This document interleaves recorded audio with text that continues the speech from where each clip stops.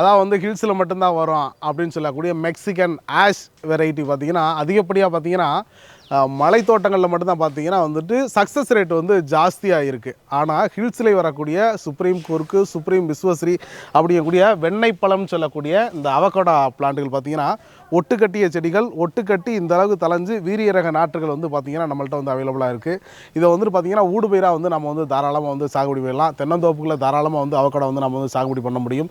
காரணம் வந்து ஓப்பன் பிளேஸில் வைக்கிறத விட ஊடுபயிர் சாகுபடி பண்ணும்போது அதனுடைய டெம்பரேச்சர் வந்து பார்த்திங்கன்னா ஓரளவுக்கு வந்து ரெடியூஸ் ஆகும். அப்படி ரெடியூஸ் ஆகிறனால பார்த்திங்கன்னா இதில் போல் பிளைன்ஸில் வந்து வளரக்கூடிய ஐசிஆர் பெங்களூர் வந்து ரிசர்ச் ஸ்டேஷன் வெளியிட்ட இது போல் வந்து வீரிய ரக நாற்றுகள் வந்து நம்மள்ட்ட இருக்குது. இதுவே வந்து நாட்டுக்கன்றுகளாகவும் சுப்ரீம் கூர்க்கு, சுப்ரீம் விஸ்வஸ்ரீ அப்படிங்கிறக்கூடிய வீரிய ரகங்களாக இருக்கட்டும் நம்மள்ட்ட வந்து அவைலபிளாக இருக்குது. வீரிய நாட்டுகள் வேணுங்கிற விவசாயிகள், வீட்டு தேவைக்கு பயன்படுத்த நினைக்கிற விவசாயிகள், கமர்ஷியலாக வந்து தென்னந்தோப்புகளை சாகுபடி நினைக்கிற விவசாயிகள், கிட்டத்தட்ட தென்னந்தோப்புகளை ஒரு ஏக்கருக்கு பார்த்திங்கன்னா 200 செடிகளுக்கும் குறையாமல் வந்து சாகுபடி பண்ண முடியும்.